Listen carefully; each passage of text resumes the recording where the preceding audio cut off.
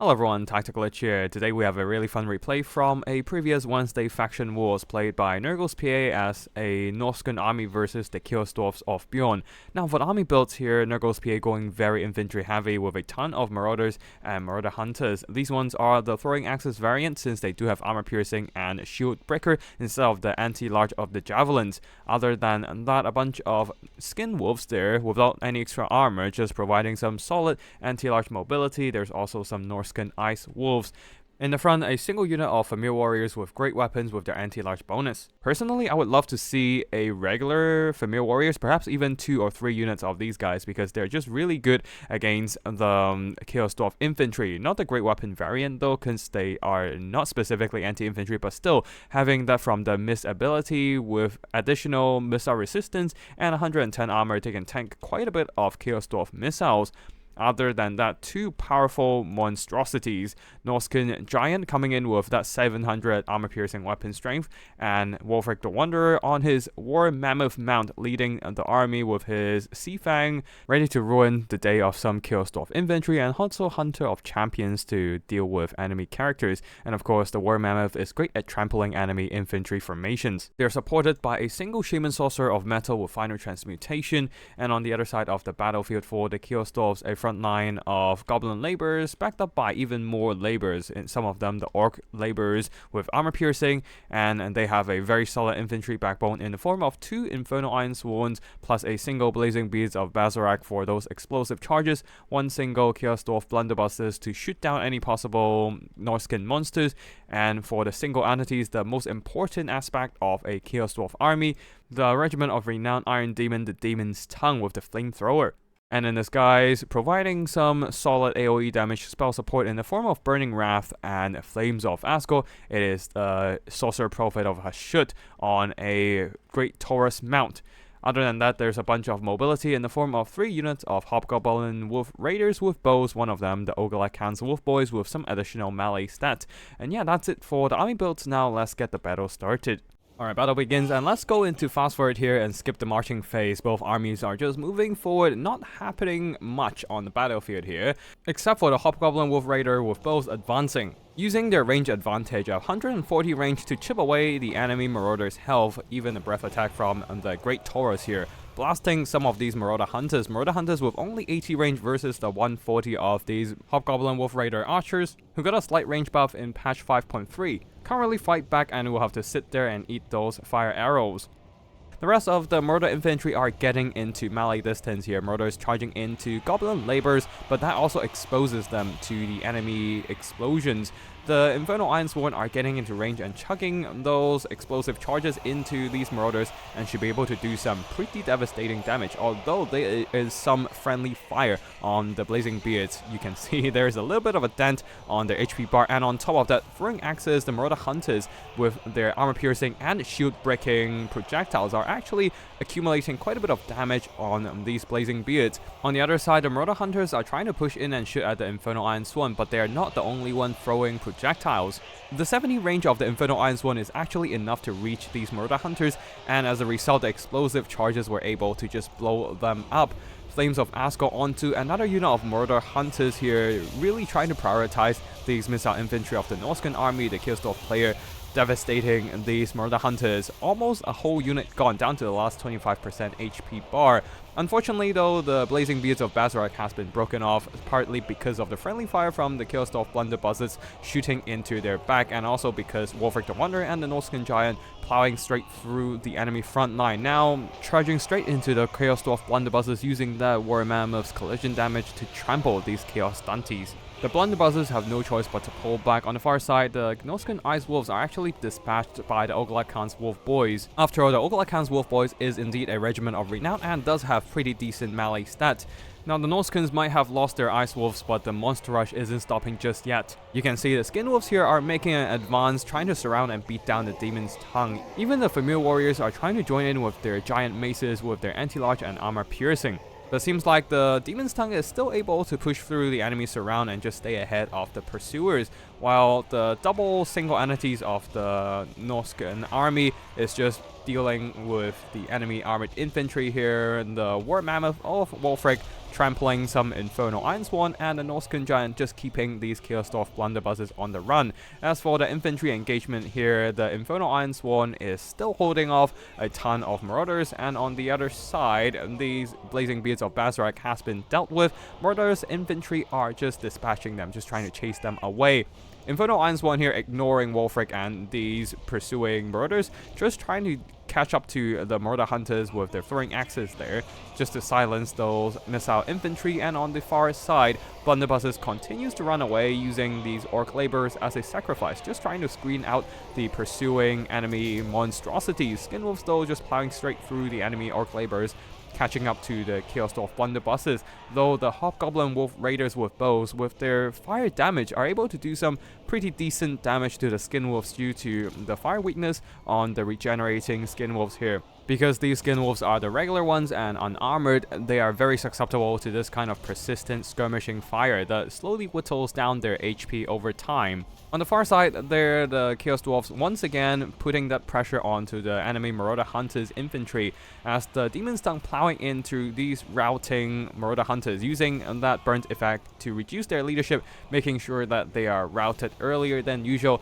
And of course, the Sorcerer Prophet of Hashut also putting some pressure onto the Marauder Hunters, though the Hunter of Champions slowing down that Chaos Dwarf leadership, and also Warwick the Wanderer in the vicinity. At least the Infernal Ironsworn is here, providing some meat shields for their leadership, though the Sorcerer Prophet of Hashut might not want to stay in this fight for too long. Demon's Tongue continues to run down the enemy missile infantry there, and even the Hobgoblin Wolf Raiders with bows, making sure that these routing Marauder Hunters are not returning to battle. This leaves Norscans pretty much with only their monstrosities here. The Familiar Warriors doesn't really care about the fire arrows, but Wolfric the Wanderer not having a lot of armor. At 80, it's decent, but not the most amazing in the world. Will still take some pretty noticeable damage as the battle drags on and more shots coming in. Wolfric without any healing, his HP isn't dropping fast, but definitely dropping for sure. Familiar Warrior is almost getting targeted by a Flames of Azgorh, but the Norscan monster blob was on the move, so that Flames of Azgorh cast would have missed. A very nice micro from beyond there, using the breath attack to cancel the spell cast. Not doing a lot of damage, but at least not wasting the winds. But here comes a second attempt with the Flames of Azgorh, and this time the Skinwolves Familiar Warriors are all kind of pinned down on the Demon's Tongue, and a beautiful cast of the Flames of Azgorh, absolutely obliterating the Skinwolves. And if we slow down the battle a bit here, you can see the Skinwolves are actually getting an additional 20% of fire weakness due to the flammable effect applied by the Sorcerer Prophet of Hashut's hand grenades, and also perhaps the Ogla Khan's Wolf Boys that charge into the melee blob. Can't really see their flag here. But yeah, both units can apply the flammable effect, increase the fire weakness of the Skinwolves, and that amplifies the damage of the Flames of Azgorh, deleting those Skinwolves. Norsca retaliated with a final transmutation on the Sorcerer Prophet, hoping to drag down his HP. Unfortunately, that is not too effective here, especially when there is a Chalice of Blood and Darkness available to replenish that HP loss due to the direct damage spell. Now, the Norscan army is truly behind in the balance of power, trying to fight back and hold on with the remaining single entities, the Shaman Sorcerer, the Norscan Giant, and Wolfric himself. The Familiar Warriors are still holding, but their numbers and HP are dwindling from the attrition of combat.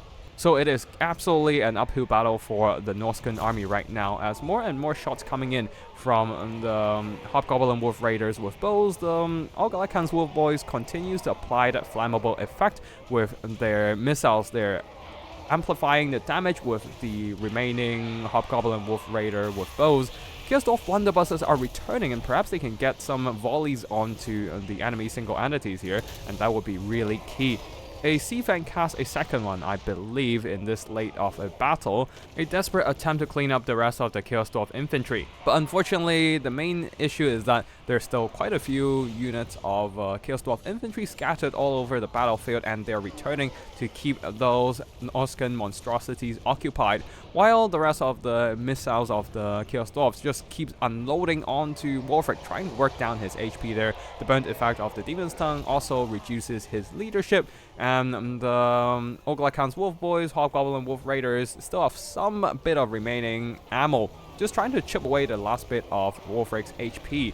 And of course, the single entities here, especially the Sorcerer Prophet of Hashut with the Great Taurus Flying Cow, can cycle charge and whittle down these Norscan single entities' health. And because the terror effect of the Great Taurus, the familiar warriors are actually being forced to pull back, and of course the Demon's Tongue is helping out as well. Another flamethrower hit applying the -8 burnt leadership effect onto the monstrous infantry, and the familiar warriors will soon to be routed as the Hobgoblin Wolf Raiders with bows charges them from behind. Even with their lord by their side, the Familiar's leadership is teetering on the edge of breaking, and there they go. That might start a chain rout, and Wulfric is actually fleeing from combat as well. The legendary Norscan chieftain routing to the pincer attacks of meager Hobgoblins. Chaos Dwarfs having that mobility advantage here. Hobgoblin Wolf Raider is still controlling the map, will definitely not allow Wulfric the Wanderer to return from rout. Even the Demon's Tongue is going after Wulfric, roasting the Mammoth's butt with its flamethrower. There goes the Norscan leadership as the Hobgoblins chase on. That leaves Norscans with only the two single entities here, the Norscan Giant and the Metal Shaman Sorcerer. The Oglakan's Wolf Boys and the Infernal Iron Sworn very tattered, but they're still holding, making a pretty good anchor for the Sorcerer Prophet to cycle charge, but it seems that cycle charging is no longer necessary as army losses hit, and the Dawiza shall secure their victory.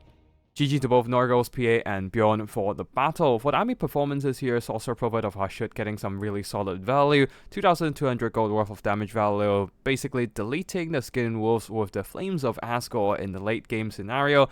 A game defining moment for sure, as the Norscan's mobility support were eliminated after that. And there were no tools for Norsca to pin down the Sorcerer Prophet of Hashut and his Great Taurus Mount, or the Hobgoblin Wolf Raiders from psycho charging in and out against the Norscan single entities. And that is why the Sorcerer Prophet of Hashut was able to just jump in, retreat, and charge again against the War Mammoth and the Norscan Giant, eventually whittling down the Familiar Warriors with great weapons as well.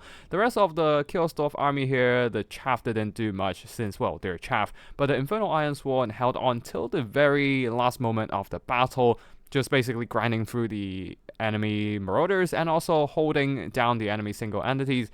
Demon's Tongue also did some really good damage. As for the missiles here, the Hobgoblin Wolf Raiders somehow managed to earn back their worth, especially the Oglakan's Wolf Boy in the late game doing those psycho charges, getting a little bit more damage done against the enemy single entities.